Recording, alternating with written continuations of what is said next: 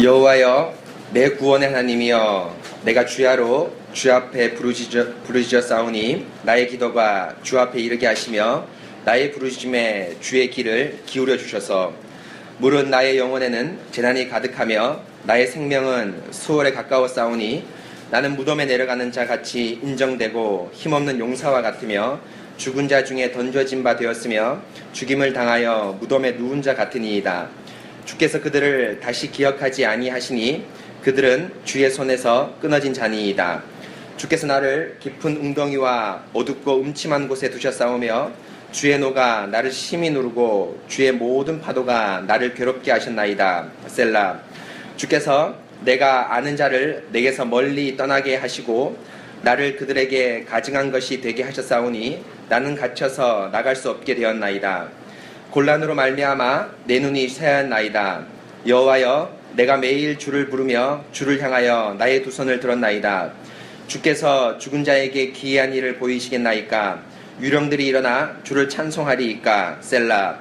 주의 인자하심을 무덤에서 주의 성실하심을 멸망 중에 선포할 수 있으리이까? 흑암 중에서 주의 기적과 이즘의 땅에서 주의 공의를 알 수 있으리이까?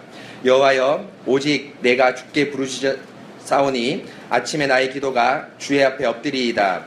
여호와여, 어찌하여 나의 영혼을 버리시며 어찌하여 주의 얼굴을 내게서 숨기시나이까? 내가 어렸을 적부터 고난을 당하여 죽게 되었사오며 주께서 두렵게 하실 때에 당황하였나이다.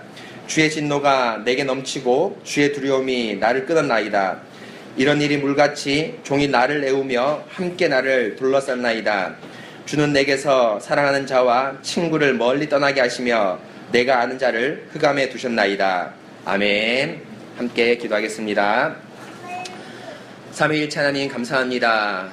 이렇게 무더운 날씨 가운데서 주의 은혜와 긍휼로 저희를 지키시고 또 이렇게 하나님의 그 은혜의 자리이고 또 하나님의 언약을 확인할 수 있는 이 예배 자리에 저희들을 초청해 주심을 감사합니다.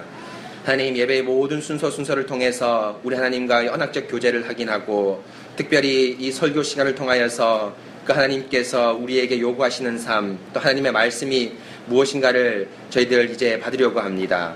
주님, 이 말씀 선포 시간 사람의 말로 받지 아니하고 하나님께 주신 말씀으로 받을 수 있도록 도와주시고 또 그 말씀이 세상의 양식이 아닌 우리의 진정한 영혼의 양식이 되어서 한 주간 살아갈 힘을 주시옵소서. 또한 시편 88편 시 중에서 가장 어두운 시를 이 밝은 대낮에 살펴보려고 합니다. 주님, 주께서 우리 영을 이 하나님의 말씀에 초점 모으게 하여 주셔서 우리 영이 이 어두운 시 가운데서 어떻게 하나님을 찾을 수 있고 또 찾아야 되는지를 배울 수 있는 그런 귀한 시간 될 수 있도록 도와주시옵소서. 주님, 오늘 은혜 내려주시길 원하오며 거룩하신 우리 주 예수 그리스도 이름으로 기도합니다. 아멘. 예, 여러분, 오늘 시편 88편을 살펴보겠는데요. 참 덥고 또 눈이 부시리라 만큼 이 밝은 대낮입니다. 그런데 여러분, 이 시편 88편은 이제 살펴보시면 알겠지만은 시편 150편 가운데 아마 성경 전체를 통틀어서 이렇게 어두운 시가 이 믿는 신실한 자에게 내리는 시는 그런 장면들은 거의 없다고 해도 과언이 아닐 정도로 시편 88편은 어두운 시입니다. 사실 설교자가 성도들에게 이렇게 밝은 청사진을 이렇게 나쁜 의도로 말고 제시를 해야 되는데 그런 청사진적 명이 하나도 없는 면에서 이 시편 88편은 설교자가 참 부담스러운 시기도 합니다. 그러나 이 시편 88편 역시도 우리 하나님의 말씀이죠. 이 시간 하나님의 말씀을 살펴보면서 이 88편을 하나님께서 저에게 주신 그 깊은 의미를 또 교훈을 배워보도록 하겠습니다. 스크립트 1페이지 같이 보시기 바랍니다. 사랑하는 성도 여러분, 더운 여름 주님의 은혜로 건강하셨습니까? 한 주간 주님께 젊음의 원기를 들으셨나요? 또 주님의 십자가라는 죽음의 전쟁과 부활을 깊이 묵상하면서 주님께 감사하면서 살았습니까? 무더운 주간이긴 하지만 설교에서 선포된 주님의 구속의 말씀을 깊이 묵상한다면 우리에게 이 더위를 이길 아주 큰 위로가 넘쳤으리라 생각합니다. 오늘도 이어서 시편 88편의 말씀을 선포하겠습니다. 시편 88편은 시편 가운데 가장 어두운 시입니다. 재난, 수월, 무덤, 죽음, 깊은 웅덩이, 음침한 곳, 흑암, 이즘의 땅 등의 수많은 표현들이 수차례 나오는 그림으로 빗대자면 온통 검은색이 가득한 시입니다. 이런 검은색이 가득한 시는 시편 전체에서도 찾아보기 힘든 시입니다. 시편 88편과 같이 어두움이 가득한 시편들은 많이 있습니다. 예를 들면 시편 30편 9절에 내가 무덤에 내려갈 때 나의 피가 무슨 유익이 있으리요 진토가 어떻게 주를 찬송하며 주의 진리를 선포하리까 라는 말씀은 88편 4절에 무덤에 내려가는 자와 같이 인정되고 힘없는 용사와 같으며 유령이 일어나 주를 찬송하리까 라는 말씀과 유사하게 어둠이 진하게 배어 있습니다. 하지만 30편 11절 12절에 주께서 나의 슬픔이 변하여 내게 춤이 되게 하시고 나의 베옷을 벗기고 기쁨으로 띠띠우셨나이다. 이는 잠잠하지 아니하고 내 영광으로 주를 찬송하게 하심이니 여호와 나의 하나님이여 내가 주께 영원히 감사하리이다라는 기쁨이라는 반전으로 끝나는 시입니다. 곧 애통시의 대부분은 이런 어두움과 슬픔으로 시작하지만 후반부에는 하나님이 주신 구원으로 하나님을 찬양하는 반전으로 끝을 맺습니다. 우리가 몇 주 전에 선포된 22편 말씀 역시 그렇습니다. 하지만 시편 88편은 어둠으로 시작해서 어둠으로 끝나는 온통 검은색, 무채색 그림과도 같은 시입니다. 오늘 이렇게 암울한 시 앞에서 우리는 겸손히 시편 88편을 하나님의 말씀으로 고백하고 오늘 말씀을 받아야 합니다. 88편을 통해서 하나님께서 주시는 말씀을 겸손한 마음으로 받으시기 바랍니다. 시편 88편은 온통 검은색으로 가득한 시인데 이전에 선포한 22편 말씀 못지않게 오히려 더 극한 고통으로 가득 찬 시입니다. 먼저 3절에 보시면 시인은 자신의 영혼에 재난이 가득하고 생명이 거의 수월, 지옥에 가까이 이르렀다고 말씀합니다. 영혼이라는 말은 원래 히브리어로 네페시라는 것인데 이것은 숨 혹은 목구멍이라는 의미입니다. 곧 시인의 목구멍까지 극한 재난으로 가득 차서 숨이 막힐 지경을 말합니다. 그리하여 자신의 생명이 거의 지옥 근처에 다다랐다고 말합니다. 그래서 그런 거의 죽기 직전의 상태를 4절에서 무덤에 내려가는 자와 같이 인정되었다고 말씀합니다. 여기서 무덤은 히브리어로 무덤이 아니라 구덩이입니다. 그런데 우리 번역에서 무덤이라고 번역한 것은 마치 요셉이 형들에 의해 구덩이에 던져졌을 때 그리고 예레미야가 시드기야 왕에 의해 우물이라는 구덩이에 던져졌을 때 그 구덩이는 남들이 도와주지 않으면 단지 구덩이가 아니라 무덤인 것처럼 구덩이를 그래서 무덤으로 번역하였습니다. 그래서 무덤에 내려가는 자를 4절에 힘없는 용사라고 합니다. 힘없는 용사라는 것도 역시 죽은 자와 똑같은 표현입니다. 힘없는 사람이라고 하면 아주 지친 사람이구나 라고 생각할 수 있습니다. 하지만 용사인데 힘이 없다면 무엇을 의미합니까? 바로 죽음입니다. 용사라는 것은 전쟁터에서 싸움을 하고 지금 그 전쟁터의 한복판에 서 있습니다. 그런데 그 전쟁터에 서 있는 용사가 힘이 없다면 적들에게 바로 죽음을 당할 수밖에 없습니다. 그래서 실제로 5절에 그런 힘없는 용사, 구덩이에 빠진 거반 죽게 된 사람을 이제는 아예 죽었다라고 말씀합니다. 죽은 자 중에 던져졌고 무덤에 누웠다라고 말씀합니다. 여러분 이 시편 1절, 2절 이제 탄식으로 시작해서 3절, 4절, 5절에서 자신의 어떤 이런 슬픔, 또 고통을 묘사하는데 시편 22편에도 묘사를 잘했지만 이 3절, 4절, 5절에서도 이 시인이 다양한 어떤 수사적 방법들을 써서 자신이 거의 숨이 넘어갈 직전이다라는 표현을 씁니다. 여기 보면 나의 영혼은 재난이 가득하다 할 때 이 영혼이 사실은 히브리어로 보면 네펫이라고 해서 숨입니다. 숨. 그래서 이 숨을 사실 또 다른 말로 하면 이런 목구멍이라고 얘기했습니다. 그래서 여기서 재난으로 가득했다라는 것이 고난이 너무너무 와서 뭡니까? 이 목구멍에 고난까지 가득 찼다는 겁니다. 한마디로 고난으로 자신이 온통 배불렀다는 겁니다. 그래서 뭡니까? 맨 끝에 나의 생명은 수월에 가까웠고 무덤에 내려가는 자가 같이 인정되었고 또 뭡니까? 용사인데 힘이 없습니다. 그렇죠? 힘없는 사람 하면 어떻게 하면 됩니까? 집에 가서 어떻게 하면 되죠? 쉬면 되죠. 그렇죠? 집에 가서 쉬어서 몸기를 회복해서 다시 어떤 일정한 일을 하면 되는데 용사인데 힘이 없습니다. 그건 뭡니까? 이 전쟁터인데 뭘 얘기합니까? 죽음입니다. 그럴 뿐 아니라 죽은 자 중에 실제로 던져졌고 죽음을 당하여 무덤에 누운 자와 같은 이런 극한 죽음이라는 상황 앞에 시인이 다가갔음을 묘사하고 있습니다. 그런데 성도 여러분, 이런 극한 고난이 이런 3절, 4절, 5절뿐 아니라 더 극한 이유가 있습니다. 스크립트 2쪽 계속 보시겠습니다. 그런데 성도 여러분, 이런 고난이 아주 극한 또 하나의 이유가 있습니다. 내가 어릴 적부터 고난을 당하여 죽게 되었사오며 주께서 두렵게 하실 때에 당황하였나이다. 시인이 고난으로 이렇게 괴로워한 이유는 그 고난이 인생의 어느 한순간에 시작된 것이 아니라 15절에 나오는 대로 시인이 어릴 적부터 고난이 시작되었습니다. 고난이 어릴 적부터 시작된 것은 아주 드문 경우입니다. 구약에서 가장 극한 고난을 당한 욥도 인생의 어느 시점에 고난을 당했습니다. 아들과 딸과 자식이 있는 것으로 봐서 어느 정도 장성한 중년 혹은 노년에 고난이 온 것을 짐작할 수 있습니다. 그럼에도 욥은 고난당함을 감당하지 못해서 하나님 앞에 부르짖고 괴로워하였는데 이렇게 어린 아이 때부터 고난이 온다고 생각해 보십시오. 그 고난이 얼마나 더하겠습니까? 심지어 15절 후반부에 주께서 두렵게 하실 때에 당황하였나이다 라고 말씀하는데 어릴 때부터 시작된 고난이 지금까지 계속되는데 그 고난을 받을 때마다 당황스럽다고 합니다. 여러분, 어떤 극한 병에 걸려본 경험이 있습니까? 대개의 사람은 극한 병에 걸리면 처음에는 당황하다가도 일정 시간이 지나면 그 병에 대해서 마음과 육체가 아프긴 하지만 어느 정도 담담하게 받아들이고 심지어는 죽음까지 준비하는 경우를 많이 보게 됩니다. 하지만 시인의 고난이 얼마나 큰지 시인은 어렸을 때부터 당한 고난임에도 그 고난이 올 때마다 매번 당황하면서 그 당황에 이렇게 하나님께 고난의 하소연을 올려드립니다.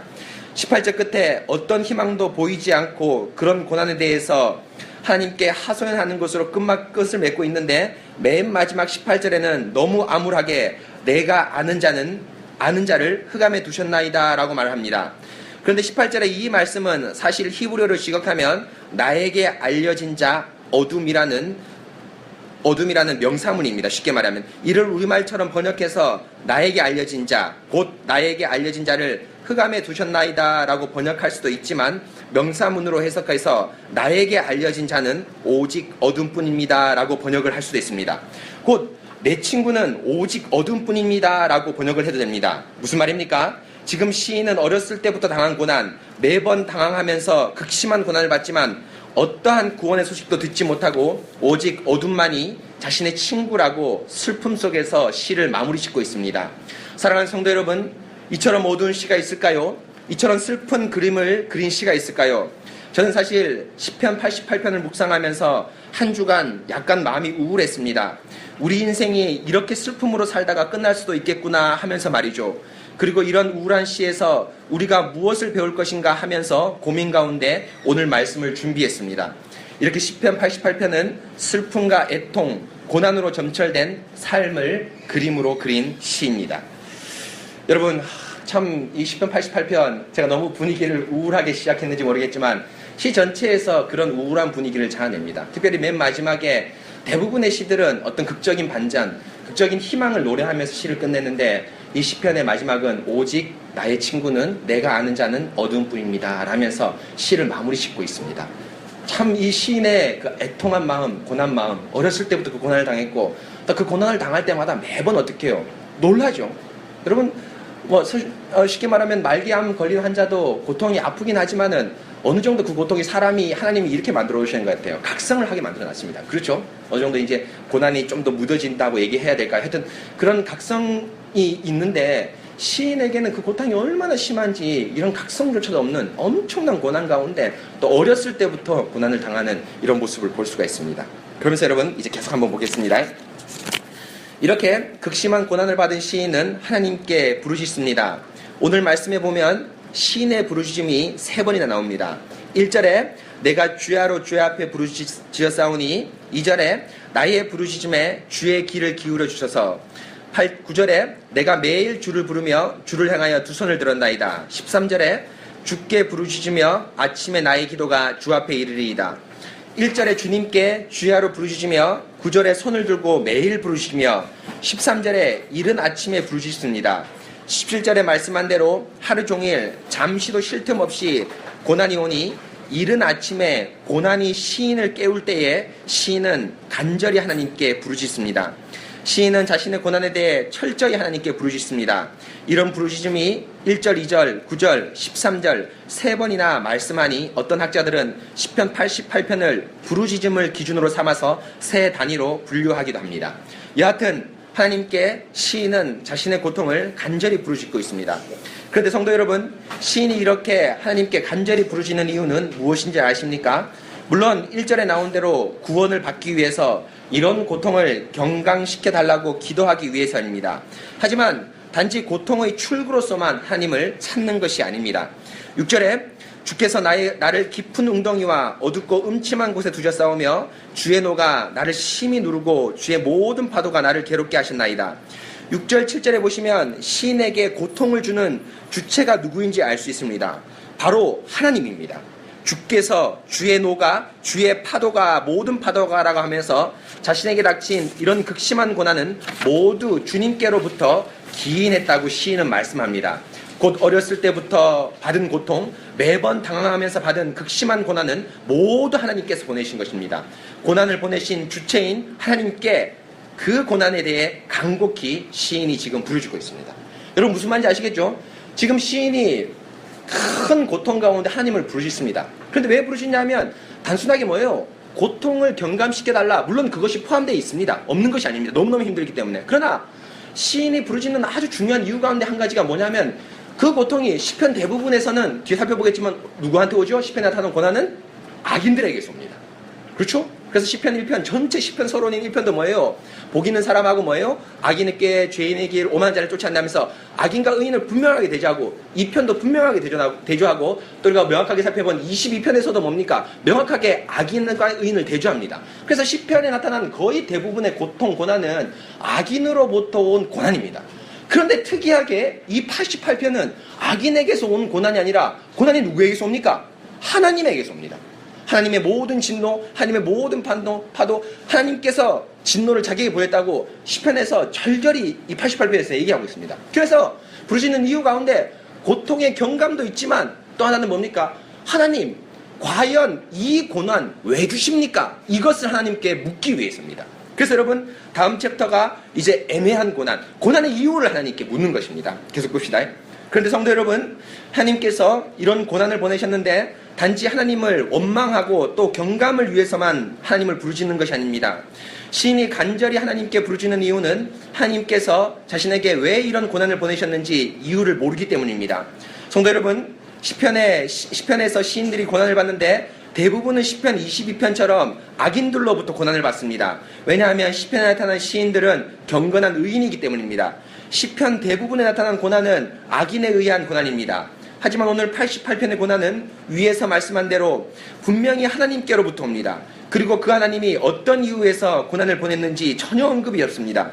눈을 씻고 찾아봐도 시편 88편에서는 시인의 고난의 원인을 하나님께서 주셨다고만 말할 뿐이지 시인의 어떤 죄 때문인지 또한 하나님의 어떤 이유가 있기 때문인지 고난에 대한 그 이유의 언급은 전혀 없습니다. 혹자 가운데 시인이 죄를 지어서 권징으로서 고난을 받는 것이 아닌가라고 생각하는 경우도 있습니다. 하지만 시인은 지금 죄를 지어서 권징으로서 고난을 받는 게 아닙니다. 만일 죄를 지어서 권징으로서 고난을 받는다면 시인은 분명히 죄에 대해 회개하였을 것입니다. 그런데 시편 88편 전체에 시인이 하나님을 간절히 찾는 모습을 볼 때 시인은 아주 경건한 사람, 하나님만 의지하는 사람이 틀림없었습니다. 그렇기 때문에 만약에 죄 때문이라면 88편에는 분명히 죄에 대한 회개의 언급이 나타났을 것입니다. 마치 시편 51편 다윗의 시처럼 말이죠. 그런데 그런 언급도 전혀 없습니다. 그렇죠? 내가 죄를 지어서 하나님 이거에 대해서 잘못했습니다. 다시는 죄를 짓지 않겠습니다라는 그 권징으로서 받는 벌에 대한 코멘트도 단 한마디도 나오지 않습니다. 하지만 시편 88편에는 어떤 회개의 모습도 나오지 않는 것을 봐서는 지금 시인은 자신의 죄 때문에 고난을 받는 것이 아니라 바로 하나님께로부터 오는 애매한 고난을 받는 경우입니다. 바로 구약의 욥처럼 말입니다. 하나님께서 종종 신자들의 경건한 믿음을 위해서 혹은 다른 어떤 이유인지 모르지만 신자를 위해서 애매한 고난을 주시는 경우가 있는데 바로 그 경우가 88편의 시에서 나타난 고난입니다. 마치 베드로전서 2장 18절에 부당하게 고난을 받아도 하나님을 생각함으로 슬픔을 참으면 이는 참으로 아름다우나 라는 말씀처럼 말입니다. 여러분 베드로전서 2장 18절 예전 번역에는 애매히 고난을 받아도라고 되어 있는데 지금 번역은 이제 부당하게 고난을 받아도라고 되어 있는데요. 이런 고난이 신자들에게도 뭡니까? 있다는 겁니다. 그렇죠? 아무런 이유도 알 수 없습니다. 그러나 단 하나 알 수 있는 게 뭡니까? 이 고난 누구로부터 왔다? 하나님께로부터 왔다. 어떤 이유인지도 모릅니다. 그렇죠? 이런 고난을 시편 88편의 기자가 정말 고난을 받으면서 당황하면서 매번 당황하면서 이런 고난 때문에 하나님께 특별히 부르짖는 것입니다. 계속 보겠습니다. 그럴 뿐 아니라 시인이 더욱 하나님께 부르짖는 이유는 이런 고난에 대해 하나님께서 전혀 언급하지 않으시기 때문입니다. 대답을 하지 않으시기 때문입니다. 이런 고난에 대해 신앙의 훈련을 위한다든지 기간이 언제까지라든지 혹은 죄를 지었다면 무슨 죄 때문인지에 대해 전혀 언급이 없습니다. 바로 시인은 자신이 무슨 이유 때문에 무슨 죄 때문에 하나님께로부터 고난을 받은지 모르면서 평생을 고통 속에 살고 있는데 하나님께서는 단 한마디도 대답하여 주지 않습니다. 주께서 그들을 기억하지 아니하시니 그들은 주의 손에서 끊어진 자이니이다. 여호와여 어찌하여 나의 영혼을 버리시며 어찌하여 주의 얼굴을 내게서 숨기시나이까. 5절 14절에 나온 대로 그 고난은 바로 하나님께로부터 어떤 언약적 대답도 얻지 못하는 철저한 하나님의 외면입니다. 여러분 무슨 말입니까? 지금 시인이 고통 가운데 있는데 그 고통도 너무너무 힘들지만 또 하나의 큰 고통은 뭡니까? 우리가 22편에 살펴본 대로 뭐예요? 하나님의 언약적 교제가 뭐예요? 단절된 겁니다. 그렇죠? 3절, 4절, 5절에서 이런 죽음에 당한 자들, 거반 죽게 된 자를 묘사하고 나서 5절에 보시면 왜 그들이 무섭냐? 고통을 당하기 때문에 무서운 것이 아니라 물론 그것도 있지만 더 무서운 이유가 뭡니까? 5절에 보면 3절, 4절, 5절을 말한 다음에 주께서 그들을 다시 뭐 하기 때문에 기억하지 않고 또 그들은 주의 손에서 뭐예요? 끊어진 자이기 때문입니다. 여러분 지옥의 정의가 뭡니까? 지옥의 정의가 뭡니까? 지옥은 무서운 것이 아닙니다. 지옥은 불이 뜨거운 것이 아닙니다. 그렇죠? 물론 그럴 수도 있습니다. 그러나 지옥의 가장 성경적 정의는 뭡니까? 이제는 더 이상 주의 긍휼을 뭐예요? 맛볼 수 없는 것. 한치도 주님의 은혜를 기대할 수 없는 것이 바로 지옥입니다. 그렇죠? 물론 그 지옥이 이 땅에서도 여러분 이루어질 수가 있습니다. 로마서 1장에서 보면 하나님께서 저들을 더러움에 어떻게 하셨다? 내버려 두셨다. 이런 표현들을 해서 지옥을 이 땅에서도 잠깐 맛볼 수가 있습니다. 그렇죠? 그런데 바로 시인의 고난이 바로 뭐냐면은 그런 지옥의 고통을 이 땅에서 뭐 하는 겁니까? 맛보는 겁니다. 물론 육체적 고난도 있습니다. 너무나 아픕니다. 너무나 힘듭니다. 그러나 더 큰 고난은 그 육체적 고난에 대해서 어떠한 대답도 해주시지 않는 하나님의 지옥에 쓴 고통을 지금 시인이 뭡니까? 맛보고 있습니다. 얼마나 마음 아픈 일입니까? 계속 읽어보겠습니다. 3절에서 5절 전반부까지 시인은 자신의 고난에 대해 자신의 목구멍까지 고통이 가득 차서 마침내 무덤에 누운 자와 같이 되었다고 말씀합니다. 그런데 그 죽은 자의 핵심은 정신적 육체적 고통보다 5점에 말씀한 대로 무덤에 내려간 자는 주님이 기억하지 않고 주의 손에서 끊어진 자, 14절에 주님에 의해 영원히 버림당한 자, 주님의 얼굴을 숨기신 자입니다. 하나님의 언약이 도무지 확인되지 않는 무서움이 바로 3절, 5절의 시인의 고난의 핵심이자 목 놓아 하나님께 부르짖는 이유입니다.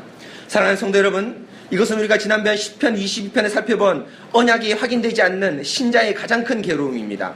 도무지 하나님께서 어떤 대답도 해주시지 않을 때 신자는 정말 죽은 존재와 똑같은 존재로 괴로움에 처할 수밖에 없습니다. 예배 때에 하나님께서 더 이상 강단을 통해 말씀해 주시지 않을 때, 이것은 설교가 실제적으로 선포되지 않는 것을 말하는 것이 아니라 설교가 재미가 있고 사람들의 관심을 끌지만 재미와 관심이 모두 사람들을 위한 것으로 가득 찼을 때 그것이 우리의 신앙인의 비참한 괴로움입니다. 아모스 8장 11절에서 말한 것처럼 말씀이 없는 기갈입니다. 주 여호와의 말씀이니라. 보라 날이 이를지라 내가 기근을 이 땅에 보내리니 양식이 없어 주림이 아니오 물이 없어 가람이 아니오 여호와의 말씀을 듣지 못한 기갈이라. 제가 젊은 시절에 이런 답답함으로 지낸 적이 수도 없고 화려한 음악, 우렁찬 기도 소리가 있었지만 하나님의 말씀이 없고 인간의 유의만이 있는 예배에 참석했을 때 정말 가슴이 답답해서 목 놓아 울고 싶은 적이 한두 번이 아니었습니다. 이것이 제가 목사가 된 가장 중요한 이유이기도 합니다. 성도 여러분, 그리고 지금 목사가 되어서 제 마음을 아프게 하는 것은 회중들이 회중들이 바르지 않는 말씀을 인간적인 이유 등으로 그것이 괜찮다라고 하면서 그 집회나 그 교회에 참석하거나 혹은 형편을 우선시하여 이 교회를 가볍게 여기거나 세상 가운데 정직한 신실함으로 하나님의 말씀을 드러내지 못한 것을 볼 때 저는 목사로서 목 놓아 울 것이며 동시에 다시 목회를 처음부터 시작해야 될 것입니다. 사도 바울이 말씀한 것처럼 그리스도의 형상을 이루기까지 다시 해산하는 수고를 할 것입니다. 성도 여러분, 우리의 진정한 고난은 언약에서 멀어짐이라는 생각을 항상 가지십시오. 우리 안에 이런 깊은 애통함이 애통함을 항상 지니시기 바랍니다. 그것이 바로 시편 88편을 깊이 묵상하는 방법이고 하나님의 말씀을 이 시편 88편을 통해서 우리 안에 역사하게 하는 방법이기도 합니다. 여러분 이런 고난과 괴로움 있으시죠? 특별히 제가 목사로의 직분으로서 이 고난과 괴로움을 얘기했는데 성도 여러분들이 하나님의 말씀을 가볍게 여기고 또 여러분들이 속한 어떤 집회나 어떤 교회나 관계에서 그 사람들의 인간적인 면모 때문에 그 교회를 좋다고 얘기할 때 저는 사실 마음이 아픕니다. 왜일까요? 제가 이렇게 정말 여러분 뭡니까? 제가 다 제 딸을 키우는 것 이상으로 여러분들을 금이야 오기로 저는 기도하고 여러분을 키우고 있습니다. 제가 여러분 설교를 준비할 때 이번 주에도 고민이 있었습니다. 스크립트를 준비해 갈까 그냥 설교를 할까. 스피치에도 사실 여러분 제가 좀 교만한 말이긴 하지만 조금 자신이 있기 때문에 스피치도 충분히 잘할 수 있습니다. 그러나 제가 스크립트를 준비한 이유는 여러분에게 단 한 말씀이라도 놓치고 싶지 않고 그 말씀을 그대로 여러분들에게 전하기 위해서입니다. 한 구절 한 구절이 성령 하나님께서 주신 저의 노고가 그 하나님의 성령의 은혜가 담긴 것이라고 저는 확신이 있기 때문에 좀 힘든 작업이긴 하지만 스크립트를 일부러 준비해서 여러분들에게 나눠주고 있습니다. 이 작업이 언제까지 지속되려는지는 저는 모르겠습니다. 그런데 이렇게 금이야 오기야 여러분들을 키웠는데 여러분들이 도대체 하나님 말씀에 반응이 없고 심지어는 말씀이 바르게 선포되지 않는 교회에 가서 집회에 가서 그것을 여러 가지 이유로 하나님 말씀을 들었다라고 얘기할 때 사실 여러분 제가 앞에서 웃을지 모르지만 저의 마음은 아리고 이 성도 다시 처음부터 시작해야 되겠구나 하면서 해산의 고통을 다시 시작하려는 마음을 갖습니다. 사실 목회라는 것은 이런 것이라는 것을 본질적으로 깨닫고 있습니다. 처음부터 다시 시작해야 된다는 것을 본질적으로 깨닫고 있습니다. 그러나 여러분 그 고통이 이 시편 88편의 시인이 말한 것처럼 저는 매번 고통스럽고 당황스럽습니다. 물론 목사로서 이런 마음 여러분 물론 개인에게 해당하는 마음이긴 하겠지만 여러분 성도들 간의 교제를 할 때 여러분 그런 느낌 받으신 적 있죠? 똑같은 말씀을 들었는데 한 친구는 내가 봤을 때 분명히 이 말씀이 좋지 않고 또 이 말씀이 인간의 유희만으로 가득 찬 말씀인데 한 친구가 같은 성찬을 떼는 한 친구가 이 말씀이 괜찮다라고 얘기했을 때 그 앞에서 뭡니까? 도무지 말이 나오지 않습니다. 거기에서 사실 여러분 우리가 수요 모임 때 배운 것처럼 교제의 단절이 일어나기 시작합니다. 마음대로 얘기할 수가 없습니다. 여러분 그렇죠? 마음대로 어떻게 얘기할 수가 없습니다. 여러분 이런 깊은 애통함을 가질 때에 언약에 대한 깊은 애통함 하나님의 외면에 대한 깊은 애통함을 가질 때에 시편 88편이 실제로 우리에게 깊이 묵상될 수가 있습니다. 여러분 계속해서 보겠습니다. 성도 여러분 시인의 고난이 바로 하나님께로부터 외면이라고 말씀드렸습니다. 그런데 성도 여러분 그 하나님의 외면이 시인에게 어떻게 다가올까요? 물론 가장 기본적으로 제사라는 예배에 참석하지 못하는 것으로 1차적으로 다가옵니다. 여러분 그렇죠? 외면은 가장 기본적으로 예배 참석을 금지하거나 예배에서 제외됐거나 구약에서 보면 이 시인이 여러분 뒤에 설명하겠지만 부정한 자가 되었기 때문에 뭡니까? 진 밖으로 뭡니까? 쫓겨났겠죠. 그럼 어떻게 됐을까요? 예배를 뭡니까? 드리지 못했을 겁니다. 그렇죠? 봅시다. 물론 가장 기본적으로 제사라는 예배에 참석하지 못했다는 것으로 1차적으로 다가올 것입니다. 지금 시편 88편의 여러 정황을 볼 때 시인은 아주 극심한 병에 어렸을 때부터 병에 걸린 듯합니다. 곧 부정한 자가 되었습니다. 8절에 나는 그들에게 가증한 것이 되었사오니 갇혀서 나갈 수 없게 되었나이다 라고 말씀을 합니다. 여기서 가증한 것이란 단지 미움을 받는 것을 넘어서서 부정한 것입니다. 구약의 율법을 기준으로 볼 때 시인은 병으로 인해서 부정한 사람이 되어서 성 밖으로부터 격리되었고 이것을 갇혔다라고 말씀합니다. 이렇게 부정한 것이 되어서 격리된 것은 하나님과의 교제에서 가장 중요한 제사라는 예배에 참석하지 못함을 의미합니다. 이것이 시인에게 나타난 1차적으로 외적으로 나타난 하나님의 외면입니다. 그런데 실상 시인에게 하나님의 외면은 제사에 참석하지 못하는 외면뿐 아니라 또 하나의 더 고통스러운 하나님의 외면이 한 가지 더와 있습니다. 8절에 주께서 내가 아는 자를 내게서 멀리 떠나게 하시고 나를 그들에게 가증한 것이 되게 하였사오니 나는 갇혀서 나갈 수 없게 되었나이다. 주는 내게서 사랑하는 자와 친구를 멀리 떠나게 하시며 나의 친구는 오직 어둠뿐입니다 라고 18절에서 말씀하는데요. 지금 시인에게 외면은 예배에 참석하지 못하는 것뿐 아니라 또 다른 것으로 나타나고 있는데 8절, 18절에 보시면 자신이 아는 자, 사랑하는 자, 친구들에게서 외면을 당한다고 말합니다. 8절에 내가 아는 자, 곧 시인들의 친구입니다. 친구들이 하나님께서 보내신 극심한 병 때문에 시인은 그들에게 가증한 것이 되었습니다. 여기서 가증한 것이란 위에서 말씀드린 대로 사람이 싫어하는 것을 넘어서서 부정한 것입니다. 시인은 어떤 부정한 질병 때문에 율법에 의해서 그들에게 부정한 것이 되어 예배에 참석하지 못할 뿐 아니라 친구들이 시인에게 가까이 접근조차 할 수 없습니다. 율법에 의한 접근 금지를 8절의 후반부에 갇혔다라고 말합니다. 갇혔다라는 것은 감옥에 갇혔다는 것보다 부정한 자가 되어서 사람들과 접촉하지 못하는 것을 말씀합니다. 왕하 7장의 엘리사 시대 때 나병 환자들이 진 밖에서 생활한 것처럼 말입니다. 진 밖으로 쫓겨난 것은 엄밀하게 말해서 갇힌 것은 아니지만 자신이 가장 보기 원하는 아는 사람들을 볼 수 없다는 면에서 갇힌 것과 꼭 같습니다. 곧 18절에 사랑하는 자와 친구를 멀리 떠나게 하셨다고 말씀하는데 이 역시 하나님이 보내신 고난으로 인해서 시인은 사랑하는 가족과 친구들에게 격리되는 큰 고난을 받게 됩니다. 그래서 시인은 18절 후반부에서 말씀하듯이 자신의 친구는 오직 어둠뿐입니다.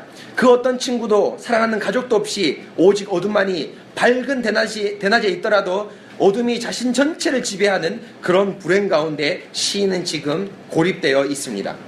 사랑하는 성도 여러분, 그런데 시인의 아는 자, 친구, 사랑하는 자들로부터의 외면은 개인적 차원에서 고독과 외로움이 아니라 바로 성도의 교제에서의 단절입니다. 구약에서 제사 가운데 화목제라는 것이 있습니다. 화목제는 다른 제사와 달리 특징적인 것이 있는데 그것은 바로 하나님께 바쳐진 제물을 다시 돌려받습니다. 이는 그 돌려받는 제물로 제사장과 제사 드리는 사람 그리고 그의 가족들 모두가 함께 먹으면서 제사를 받으신 하나님을 감사하는 자리입니다. 그런데 이 자리는 단순히 어떤 일이 끝나고 나서 뒤풀이하는 식의 그런 식사 자리가 아니라 하나님과 이룬 화목을 식사 자리에서 재현하는 것입니다. 곧 하나님과의 언약적 샬롬은 동시에 사람들 사이에서도 극적으로 샬롬으로 시위됩니다. 다른 어떤 제사에도 없는 하나님과의 샬롬을 눈으로 확인할 수 있는 유일한 제사입니다.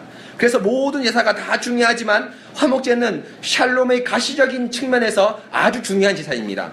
그래서 화목제의 하이라이트는 함께 식사하면서 하나님과의 화평의 제물을 서로 나눠 먹으면서 서로를 향해 샬롬으로 인사할 때 그 샬롬이 시위될 때입니다. 바로 이것이 구속사적으로 신약의 성찬이라고 말할 수 있습니다. 그 성찬은 단지 그리스도의 살과 피를 기념하고 먹는 자리일 뿐 아니라 그리스도 때문에 이루어진 샬롬을 성도들 사이에서 확인한 자리입니다. 그래서 성찬의 자리는 경건한 성도들이라면 누구나 바라는 예배의 하이라이트라고 할 수 있습니다. 하나님과의 화목뿐 아니라 성도들 사이에서 화목을 확인하는 너무 중요한 교제의 자리이기 때문입니다. 바로 지금 시인이 힘든 이유는 물론 하나님과의 언약적 교제인 제사를 참석하지 못하는 것도 있지만 거기에 수반되고 자연스럽게 화목의 절정을 맛보는 성도의 교제를 맛보지 못하기 때문에 시인의 고통의 하이라이트가 드러납니다. 여러분, 시편 88편을 가만히 보면 여러분, 하나님과의 언약적 예배를 참석하지 못하는 것에 대한 안타까움에 대한 코멘트는 없습니다. 단 하나의 코멘트가 있다면 그 하나님과의 외면을 절절하게 외치는데요. 그 외면이 여러분 분명히 어떤 외형적으로 드러나죠. 그렇죠? 추상적인 개념이 아닙니다. 하나님과의 외면이 추상적인 개념이 아닙니다. 분명히 어떤 방편으로 드러나는데 가장 그 방편으로 드러나는 현저한 특징은 바로 뭡니까? 제사에 참석하지 못하는 거, 예배에 참석하지 못하는 겁니다.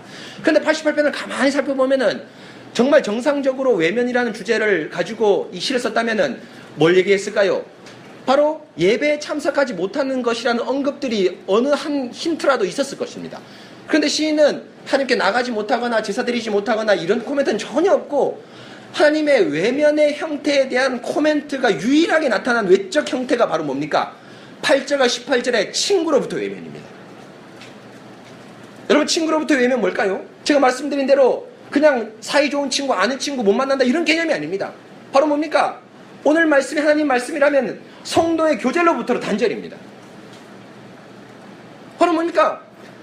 내가 만나서 하나님을 같이 나누고 하나님을 같이 즐겁게 웃고 하나님과 이룬 화평과 살롬을 같이 나누어야 될 텐데 그 친구를 만나지 못하는, 그 그 친구들과 함께 언약의 말씀을 나누지 못하는 그 괴로움이 시인의 가장 큰 괴로움입니다. 여러분, 이것은 무엇을 의미합니까? 성도의 생활의 핵심 가운데 한 가지가 뭐라는 것이죠? 바로 뭐죠? 하나님과 예배뿐 아니라 뭐라는 것도 뜻합니까? 성도의 교제입니다. 그래서 여러분, 제가 여러분들한테 안부 문자를 이렇게 토요일날 혹시나 개인적으로 보낼 때 제가 꼭 보내는 문자가 있습니다. 내일 하나님과 교제하고 성도들과 교제하는 복된 주일 되십시오. 그렇죠? 무슨 말입니까? 교회에 와서 하나님과 예배드리고 소위 말하면 말씀만 듣고 딱 들어가는 자리가 아닙니다. 바로 뭡니까? 여러분들의 삶을, 물론 성찬이 하이라이트가 아니지만 교회 생활의 모든 전반부를 통해서 성도들과 대화하면서 또 서로를 배려하면서 뭐 하는 것이죠?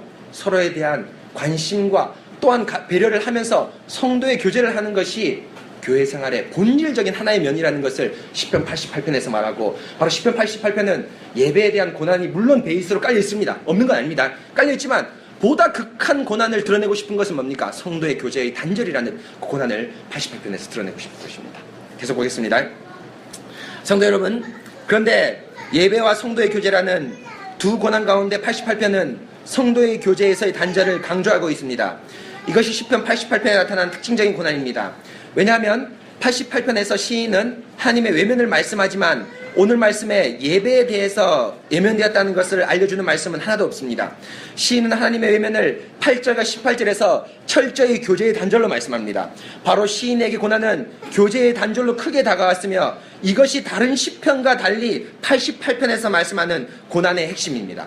성도 여러분, 이것은 무엇을 의미합니까? 바로 성도의 교제는 교회 생활의 본질임을 말씀합니다. 교회는 단지 예배만 드리러 오는 것이 아닙니다. 정확하게 말하면 설교만 들으러 오는 것이 아닙니다. 왜냐하면 예배 가운데 성찬을 통해서 성도가 교제하기 때문입니다. 하나님의 교제가 신앙생활, 교회 생활의 전부가 아니라 바로 성도 간의 교제까지가 온전히 하나님과의 교제입니다. 우리가 주일에 교회에 오는 이유는 하나님과 교제하고 성도들과 교제하기 위해서입니다. 물론 이 두 요소가 예배 안에 모두 있습니다. 특히 성찬은 하나님과의 교제뿐 아니라 성도들 간의 교제가 동시에 일어나는 예배 순서입니다. 그러나 예전 안에서 성도의 교제뿐 아니라 주일의 교회의 모든 생활 자체가 성도의 교제입니다. 주일에 이렇게 온 교회의 식구가 함께 만날 날이 주일밖에 없습니다. 또한 대화가 참으로 중요한데 대화를 통해서 서로를 알고 교제할 수 있는 날이, 바로 전체를 알 수 있는 날이 이날밖에 없기 때문입니다. 그 대화는 교회의 모든 일을 통해서 일어날 수 있습니다. 단순히 같이 식사를 준비하고 설거지를 하는 등의 일에 대한 대화가 아니라 함께 식사하면서 목사님의 설교를 함께 나누고 그 설교 가운데 어려운 것이 있다면 함께 그 의문점을 풀어가면서 말씀을 밝히 알아가는 것, 또 한 주간 말씀으로 어떻게 살았는지 물으면서 영적 형편을 살피고 성도 간의 물질적인 어려움은 없는지, 그 어려움으로 인해서 예배나 또 경건 생활에 어려움을 겪고 있는 것은 없는지 함께 살피는 것이 성도의 교제의 넓은 범위라고 생각합니다. 이렇게 함께 대화하면서 서로의 어려운 점을 알고 기도하고 물질로서 봉사하면서 함께 성찬을 떼고 공동의 잔을 돌릴 때 진정으로 한 성도라는 것, 떡과 포도주를 통해서 교제하는 것을 감각적, 가시적으로 확인할 수 있습니다. 사랑하는 성도 여러분, 이것은 성격의 문제가 아닙니다. 자신의 내성적인 성격 때문에 사람을 사귀는데 어려움이 있다거나 혹은 자신은 활발하고 사교적이어서 쉽게 다른 사람을 사귈 수 있다는 것을 말하는 것이 아닙니다. 사람의 성격에 상관없이 성도를 향한 관심과 사랑을 의미합니다. 물론 관심과 사랑이 성격에 따라 다르게 표현될 수 있습니다. 사교적인 분은 활기차게 나타날 터이고 또 내성적인 분들은 좀 더 차분하게 나타날 수 있습니다. 하지만 지금 그런 외적인 차이를 말씀하는 것이 아니라 바로 그 성도에 대한 사랑과 관심을 말합니다. 다양한 방편을 통해서 외적으로 드러날 터이지만 성도를 향한 사랑과 관심이 1차적인 외형인 말을 통해서 드러납니다. 평소에 말을 잘 하지 않지만 따뜻하게 안부를 묻는 것으로 그 사람의 마음이 드러납니다. 활기차게 말을 많이 하지만 상대방에 대한 배려와 관심이 없는 것은 오히려 그 사람의 말은 교제의 방해가 될 수 있습니다. 교제는 성격에 관한 문제가 아니라 우리 안에 있는 자아중심이라는 죄를 이기는 문제입니다. 하나님 사랑과 이웃 사랑이라는 십계명의 사랑의 말씀의 순종에 대한 문제입니다. 여러분 뭐죠? 셀프 어서티브 윌, 뭡니까? 자기 단언적인 주장. 뭡니까? 이것이 죄의 본질입니다. 여러분, 우리가 왜 다른 사람과 교제하기 싫습니까? 뭡니까? 자신이 귀찮기 때문입니다. 자신의 중심입니다. 여러분, 창세기 설교할 때 살펴봤죠? 죄는 뭡니까? 선악을 분별하는 일에 하나님같이 되는 것, 뭡니까? 셀프윌, 자신의 의지입니다. 자중심의 의지입니다. 이 죄를 이긴다는 것이 여러분 하나님을 믿는다는 것으로 드러납니다. 그렇죠? 예배 와서 이 주일날 딴 사람들은 공부하고 여러분 직장생활 하지만 우리는 예배 드린다는 것이 이 자아중심의 자아의지를 죄를 이긴다는 걸 드러납니다. 또 한편 뭡니까? 바로 여러분들이 우리 성도들을 향해 따뜻한 관심의 한마디, 배려의 한마디를 통해서도 이 죄를 이긴다는 것이 극적으로 시행됩니다. 여러분의 성격의 문제가 아닙니다. 제가 수차례 성도를 대하고 우리 청년들을 대했지만 성도들에게 교제를 할 것을 권면하지만 여러분 뭡니까? 성도들이 매번 교제하기를 부정하고 싫어하는 친구들이 있습니다. 성도들이 있습니다. 왜일까요? 성격 때문이라고 얘기 많이 합니다. 난 사람 상하는데 좀 시간이 걸려요. 여러분 시간 걸릴 수 있습니다. 충분히 그 시간을 배려해 드립니다. 그러나 여러분 그 시간에 대한 문제가 아니라 따뜻하게 사람에 대해서 말을 한마디 건네는 거예요. 여러분 그런 느낌 어떤 느낌이신지 아시죠? 그렇죠? 교회에서 정말 말을 아무 말도 안 하지만은 따뜻하게 다가와서 진실아 일주일 동안 어떻게 살았어? 라고 한마디 배려하는 것을 통해서 그 사람의 마음에 대한 진정성이 느껴집니다. 또 반면에 뭐예요? 말을 많이 하지만 자기 얘기만 하고 상대방에 따뜻한 배려가 없다는 것 여러분 느끼시죠? 그것도 뭘 의미합니까? 역시 자아중심입니다. 여러분 이것이 교회의 본질입니다. 죄를 이기는 것입니다. 내가 하고 싶은 것, 내가 원하는 것, 내가 사귀고 싶은 사람만 사귀는 것이 아니라 우리 교인 전체가 하나님의 성도입니다. 하나님의 교제는 우리의 어떤 외적인 생각, 우리의 생각으로 교제를 단절시킬 수 없습니다. 온 교회가 한 몸이기 때문이죠. 바로 이것이 자신의 죄를 이기는 근본적으로 드러난 하나의 또 방편이기도 합니다. 사랑하는 성도 여러분, 교회는 예수 그리스도께서 언약을 위해 불러 모으신 공동체입니다. 그런데 그 언약은 대신 관계, 하나님의 관계뿐 아니라 대인 관계에서도 명백합니다. 하나님과 교제하고 성도들과 교제해야 합니다. 우리는 예배를 통해서 명확하게 하나님 중심을 시위하지만 동시에 성도들 간의 교제를 통해서도 우리 교회가 얼마나 죄를 이기고 있는지도 시위해야 합니다. 하나님과의 교제, 성도의 교제 어느 하나라도 소홀해야 한다면 그것은 온전한 구원이 아니라 참된 개혁주의 교회라고 아니면 참된 개혁주의 교회라고 말하기 어렵습니다. 말씀이 구속사적으로 선포되고 교리문답 설교가 선포되지만 그것은 자신의 구미, 지적 호기심을 만족시키는 교회이지 진정으로 자신을 포기하고 서로를 돌아보는 교회라고 말씀드리기 어렵습니다. 유해무 교수님께서 네덜란드 개혁교회가 가진 가장 큰 단점 가운데 하나가 바로 성도들이 예배 후에 바로 집으로 간다는 것입니다. 정서 자체가 우리와 달라서 그들은 예배를 들은 이후에 우리처럼 식사를 하는 경우가 없다고 합니다. 성도의 교제란 말 그대로 성찬을 통해서만 이루어진다고 말씀합니다. 그러나 과연 이것이 이것이 진정한 교제라고 할 수 있을까요? 할 수 있을까라고 하시면서 교수님께서는 의문을 제기하셨습니다. 왜냐하면 성찬을 떼려면 서로의 형편을 살펴야 하는데 그 일은 오직 장로 집사에게만 맡겨두고 자신들은 서로 결코 돌아보지 않기 때문입니다. 성찬을 떼려면 교회 성도의 형편을 실질적으로 살필 수 있어야 합니다. 조금 가장하자면 저들의 교제는 허공에 뜬 것이라고 할 수 있습니다. 초대교회가 실질적으로 서로에 대해 형편을 알고 서로에 대해 재정적으로 자신을 내어놓고 그래서 픽절한 사람이 없을 때 그들은 성찬에서 큰 감격을 누렸으며 한 몸인을 확인하게 했습니다.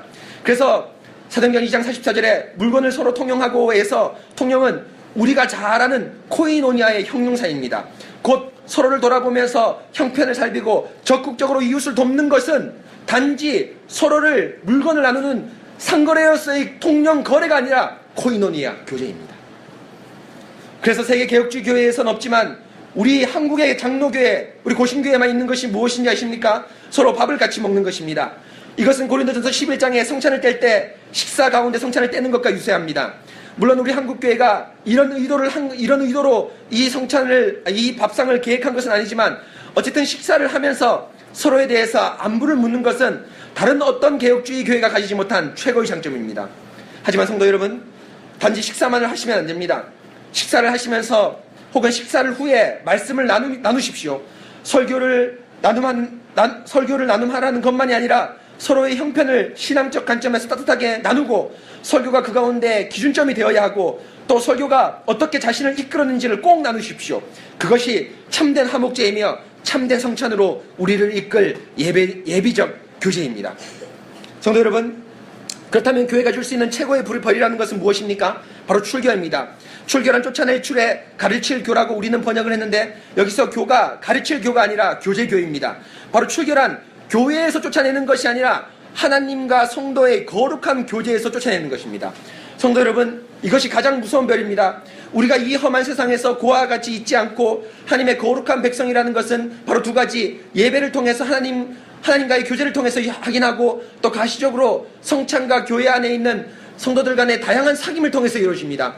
특히 후자는 이 광야와 같은 세상에서 외로움으로 몸서리쳐질 때 같은 고백을 하는 성도들의 교제는 정말 영혼의 안식처이고 얼마나 반가운 일입니까? 저는 수요 모임, 주일 아침마다 설교의 두려움이 있지만 동시에 함께 말씀을 선포하고 나누고 교제할 성도가 있다는 것이 저에게 큰 기쁨입니다. 바로 이런 극한 기쁨에서 쫓아낸다는 것은 성도가 당할 수 있는 최고의 벌입니다. 바로 시인은 이것을 괴로워했던 것입니다. 성도 여러분, 이렇게 교제는 너무너무 중요한 우리 신앙생활의 핵심입니다. 바로 시인이 이런 교제의 단절의 괴로움을 하나님께 간곡히 호소하고 있습니다. 여러분 무슨 말인지 이해하셨죠? 여러분 뭡니까? 여러분 이 교제의 단절 너무너무 중요합니다. 교제를 하는 거 너무너무 중요합니다. 그래서 여러분 사실 개혁주의 교회, 네덜란드 개혁파 교회가 모든 면에서 사실 우리가 본받아야 될 점들이 많다고 생각합니다. 실제로 그들의 에피소드들, 그들의 어떤 그 일상들을 들어보고 얘기를 해보면 너무너무 좋은 것들이 많습니다. 그러나 여러분, 유 교수님께서 딱 두 가지 개혁주의 교회의 안 좋은 점을 얘기했었는데 뭔지 아십니까? 저희 교회가 풀 숙제이기도 한데요. 첫째는 뭐냐면은 전도입니다. 개혁주의 교회 전도 안 합니다. 그렇죠? 그렇다고 여러분 우리 한국식으로 막 사람을 끌어모으기 식으로 전도할 수는 없지 않습니까? 개혁주의 교회가. 그렇죠? 전도에 대한 개혁주의 신학을 여러분 뭡니까? 어디에서 요청받았습니까? 네덜란드나 미국이나 캐나다, 호주에서 요청받은 것이 아니라 저는 뭡니까? 한국에서 요청받았다고 생각합니다. 바로 우리 교회가 전도에 대한 개혁주의적인 모델을 세워야 된다고 저는 생각합니다. 또 여러분 단점이 뭡니까? 이 성도들은 교제하지 않습니다. 정말 여러분 말 그대로 예배 끝나고 딱 집으로 돌아갑니다. 형편을 전혀 모릅니다. 단지 뭡니까? 집사의 신방, 그렇죠? 자비봉사, 또 뭡니까? 장로님들의 영적 살핌, 이 살핌을 통해서 성도의 교제를 사실은 정확하게 이 교회법적 구조적으로 보면은 당회에서 합니다. 그렇죠? 당회에서 알겠죠? 당회에서는 우리 지훈이가 문규가 어떤지 알겠지만 사실은 진실이와 송이는 뭡니까? 이 문규와 지훈의 형편을 잘 모릅니다. 물론 여러분 성도들 사이에 완전히 오픈되지 않고 당해만 해야 될 긴급하고 비밀된 상황이 있을 수도 있습니다. 그러나 그런 것을 얘기하는 것이 아니라 바로 뭡니까? 기본적으로 이 성도가 나의 지체라면 어떻게 살아가고 있는가? 그렇죠? 여러분 사도행전 2장 44절을 보십시오. 물건을 서로 코이노니아 했다고 되어 있죠. 여러분 왜 코이노니아 할 수 있을까요? 서로를 알기 때문에 코이노니아 한 거 아닙니까? 저 성도가 이렇게 어렵기 때문에 예배에서 저렇게 다른 생각을 하는구나. 그렇죠? 내가 예배에서 예배에 집중할 수 있도록 이 성도에게 헌금을 좀 해야겠다. 또 물건을 서로 통용해야겠다. 서로 알기 때문에 코이노니아하고 물건을 서로 통용한 것 아닙니까? 그렇죠? 여러분 바로 이것이 예배의 중요함, 또 우리 한국에 있는 개혁주의 교회, 또 우리 교회가 해야 될 아주 중요한 사명 가운데 하나입니다. 그래서 여러분 교회 생활의 모든 것이 여러분 교제라고 할 수 있습니다. 그렇죠? 여러분 같이 일하십시오. 그렇죠? 막 김치 볶다가 하도 여러분 뭡니까? 김치 볶고 김치 볶는 거에 대해서 얘기할 수 있습니다. 물론 그런 거 얘기 당연히 해야 되겠죠. 그러나 여러분 따뜻하게 배려의 말, 어떻게 살았는지, 또 일주일간 어떻게 움직였는지, 또 고민은 무엇인지 따뜻하게 한번 물어보십시오. 여러분 뭡니까? 그 물음 자체에서 뭡니까? 항상 하나님의 교제가 일어나고, 또 그 물음에서 여러분 진정한 설교가 여러분 성도들 사이에 침투돼서 우리 교회 온 교회가 하나님 말씀으로 지배받고 살아가는 성도들이 될 것입니다. 여러분 계속해서 살펴보겠습니다. 성도 여러분, 시인은 이렇게 성도의 교제를 간절히 바라고 있습니다. 그런데 그 교제는 우리가 위에서 살핀 대로 어둠만이 나의 친구입니다 라는 말씀으로 우울하고 쓸쓸하게 끝나버립니다. 곧 시인은 그러면 정말 일생에서 절망 가운데 살다가 죽습니까? 결코 어떠한 빛도 보지 못하고 오직 어둠만이 가득합니까? 아닙니다. 오늘 시편 88편 시에서 이런 절망 가운데 있지만 신자가 할 수 있는 아니 해야 되는 것을 말씀합니다. 88편 13절 여호와여 오직 내가 주께 부르짖어 싸우니 아침에 나의 기도가 주 앞에 이르리이다. 13절에서 이런 극한 절망 가운데 있는 시인이 끊임없이 하고 있는 것이 있는데 그것은 기도입니다. 13절 후반부에 오직이라는 단어를 쓰면서 시인은 어둠만이 나의 친구인 철저히 교제의 단절을 극한 상황 가운데, 교제의 단절이라는 극한 상황 가운데서도 결코 기도하는 것을 멈추지 않습니다. 바로 기도는 신자에게 주신 귀한 언약의 선물이기 때문입니다. 그런데 13절 후반부에 보면 단순히 기도를 간절히 한다는 것을 넘어서서 시인은 기도에 대한 모종의 확신을 갖고 있음을 알 수 있습니다.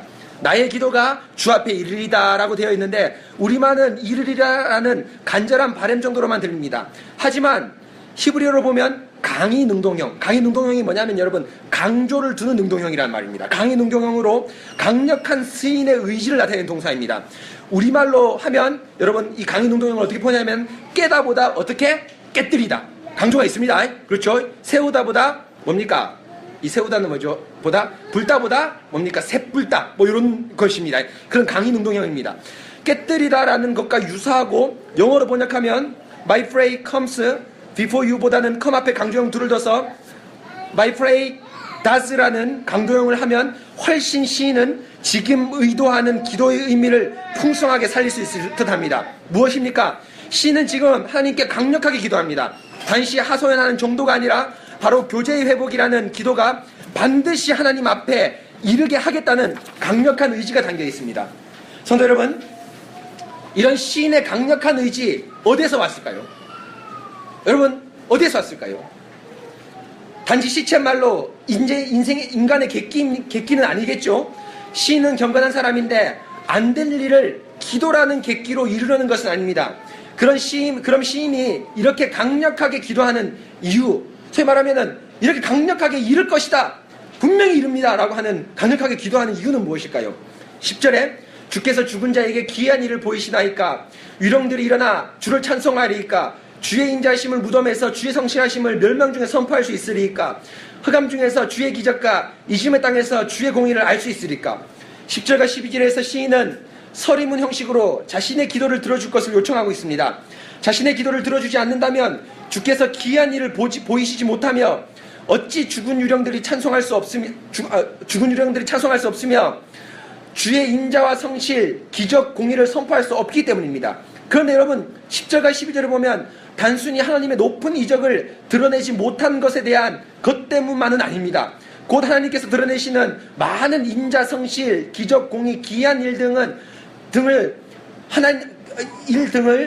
하나님의 과시만을, 이런 것을 하나님을 드러내지 못하기만을 위해서 시인은 기도하는 것이 아닙니다. 10절에 보면 유령들이 일어나 주를 찬송하리까 라고 하는데 여기서 유령은 누구를 의미합니까? 바로 고통 가운데 있는 시인을 의미합니다. 곧 다른 기이한 일, 인자, 성실, 기적, 공의는 모두 하나님 편에서 시인에게 내리는 은혜라면 유령들이 주를 찬송하리까는 시인이 하나님께로부터 오는 기이한 일, 인자, 성실, 기적, 공의라는 하나님의 은혜에 대한 언약적 반응입니다. 바로 무엇입니까? 언약적 교제를 의미합니다. 10절과 12절은 단순히 하나님에게서 오는 일방적인 은혜만을 말하는 것이 아니라 성도의 교제, 언약을 말씀하고 있습니다. 무슨 말입니까? 하나님께서 은혜를 베푸실 당신의 백성, 곧 하나님께 찬송을 돌려드릴 언약의 백성이 있어야 하는 것이 아닙니까? 라고 하면서 강력한 언약을 근거로 기도하고 있습니다. 바로 시인은 지금 죽을 고통에 있지만 결코 기도를 포기하지 않고 강력하게 간구하는 것은 시인의 굳은 의지, 하나님을 겁박하기 위함이 아니라 언약의 강력함에 호소해서 하나님께 기도하고 있습니다. 여러분 무슨 말인지 아십니까? 10절 11절의 발음 무슨 말이냐면 주께서 죽은 자에게 기이한 일을 보이십니까? 주의 인자하심을 무덤에서 주의 성실을 하심을 멸망 중에 선포할 수 있습니까? 흑암 중에서 주의 기적을, 이짐의 땅에서 주의 공의를 선포할 수 있으리까? 단순하게 하나님 제 기도를 들어주셔야지, 하나님 이런 놀라운 이적들을 하나님 보여줄 수 있습니다, 이 얘기만을 하는 것이 아닙니다. 여러분 10절에는 주께서 기이한 일을 주께서 보이시나이까 라고 하면서 보이시겠나이까의 주어가 주께서라는 거 명확히 나와서 이 주어를 찾을 수가 있습니다. 그렇죠? 그런데 여러분 11절 12절에서 선포할 수 있으리까, 공의를 알 수 있으리까, 이 알 수 있까는 사실은 주어가 나와 있지 않습니다. 그렇죠? 10절에 주께서 걸린다라고 할 수도 있지만 뭐예요? 시인이 11절 11절에서 이야기하는 것일 수도 있습니다. 나에게 주의 인자하심을 무덤에서 주의 성실하심을 멸망 중에 선포할 수 있습니까? 라고 얘기할 수도 있습니다. 그런데 여러분 히브리 동사는 우리하고 다르게 성과 수를 알 수 있습니다. 곧 선포할 수 있습니까? 알 수 있습니까는 여러분 뭡니까? 3인칭 남성 단수로 되어 있습니다. 그러니까 2인칭으로 되어 있습니다. 누굽니까? 바로 누굴 얘기합니까? 하나님을 얘기합니다. 그렇죠? 하나님을 얘기하는 겁니다. 그런데 유일하게 10절, 11절, 12절에서 나머지는 다 하나님인데 유령들이 주께 일어나 찬송하리까 하는 이 주어가 누구죠? 유령이죠. 유령은 지금 누굴 얘기하는 겁니까? 시인을 얘기하는 겁니다. 그렇죠? 나머지는 다 하나님께로부터 오는 것이라면 유령은 유일하게 뭡니까? 예배자가 시인이 하나님께 드리는 걸 얘기합니다. 뭘 얘기합니까? 지금 뭘 얘기하는 거죠? 하나님, 단순하게 하나님 이런 놀라운 일들을 과시하기 위해서 저를 기도를 들어주십시오 라고 얘기하는 것이 아니라 바로 뭘 얘기하는 것이죠? 하나님, 언약적 찬송 교제를 근거로 이 교제 때문에 제가 기도합니다. 하나님, 교제가 필요합니다 라고 얘기를 하는 겁니다. 언약의 강력함을 가지고 시인은 호소하고 있습니다. 여러분 계속 보겠습니다. 성도 여러분, 언약의 강력함은 무엇입니까? 바로 사람 편에서 언약을 깨지 않는다면 하나님 편에서는 결코 언약을 깨지 않는다는 것입니다. 우리가 잘 아는 대로 언약은 그 기원에 있어서 일방적이지만 유지에 있어서 쌍방적이다라는 말에서 쌍방적이라는 말은 하나님과 우리가 언약을 쌍방간에 견고히 지켜야 유지된다는 것인데 실제로 언약이 깨지는 이유는 100% 누구 때문에 깨집니까? 바로 사람 때문입니다.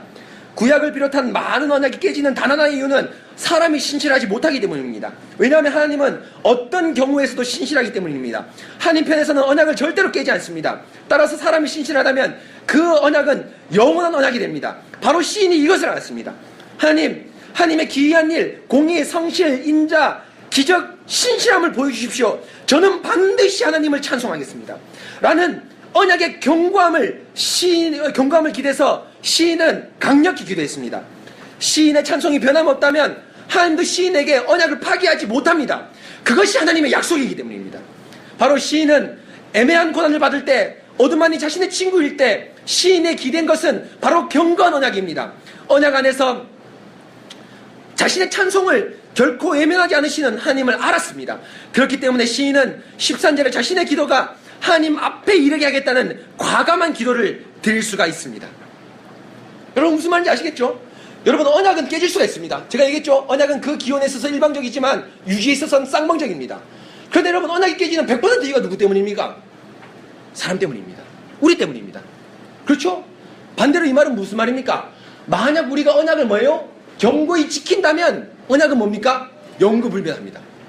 무슨 말입니까? 지금 시인이 거만 죽게 되었지만 자신의 언약적 신실함을 포기하지 않았습니다. 하나님, 제가 주를 찬송할 것입니다.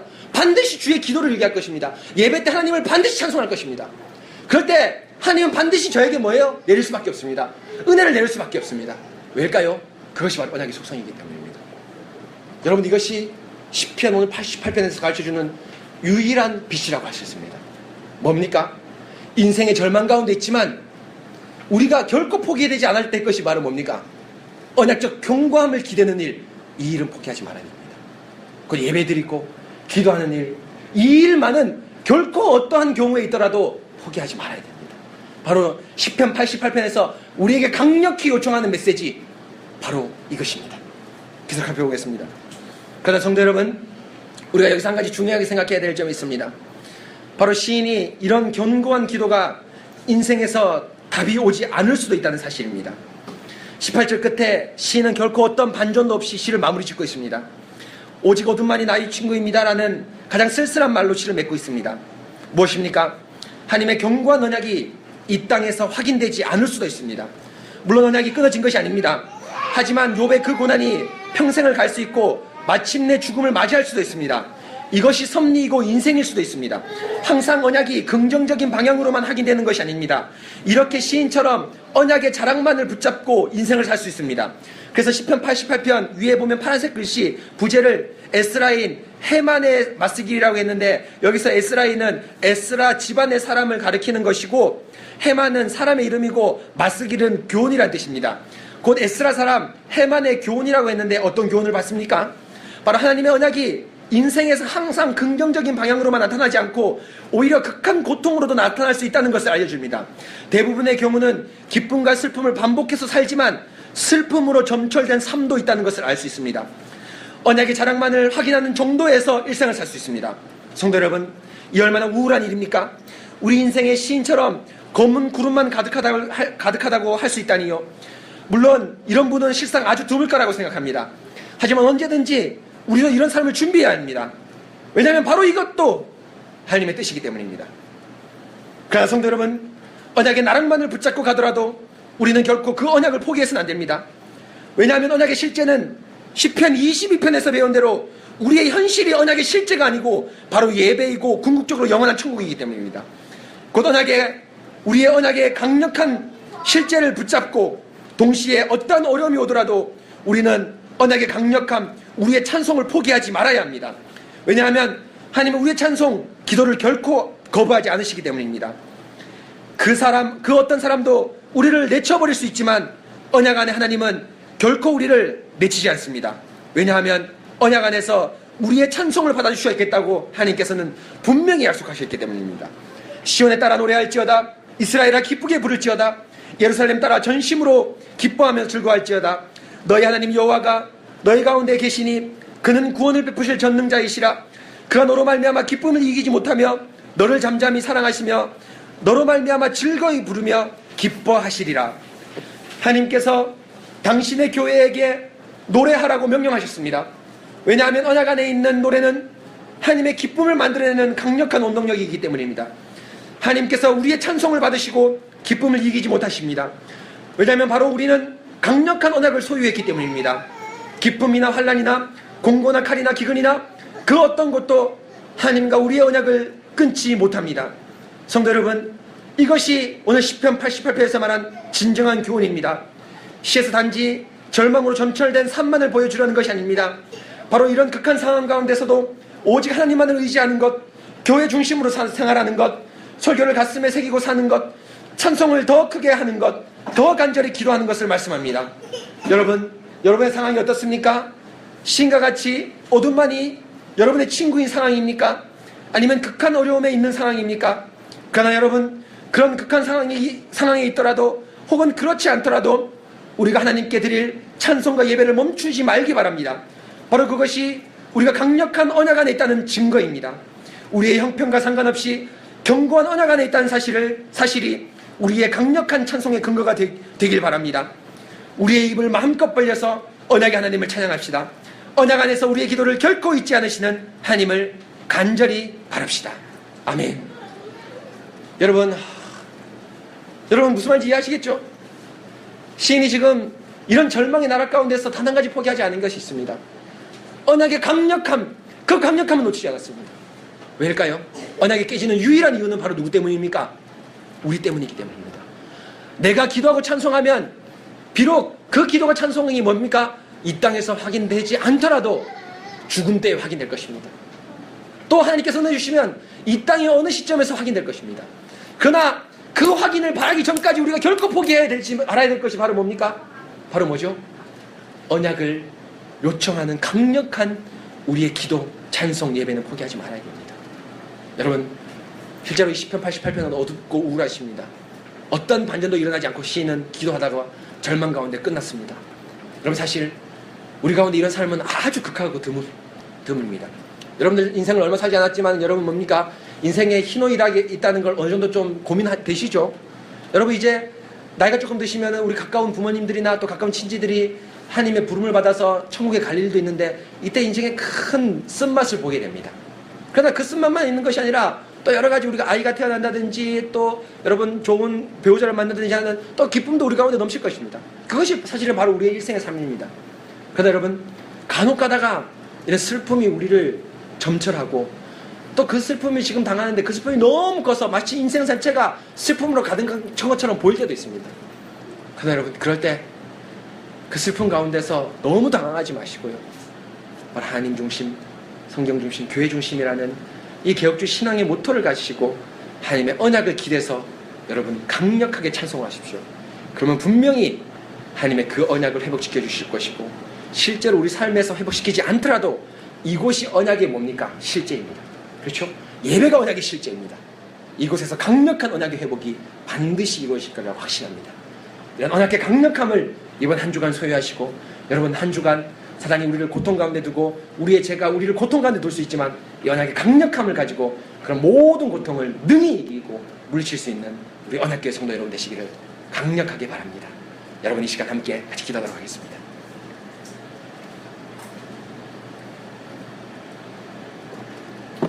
사랑하는 성도 여러분,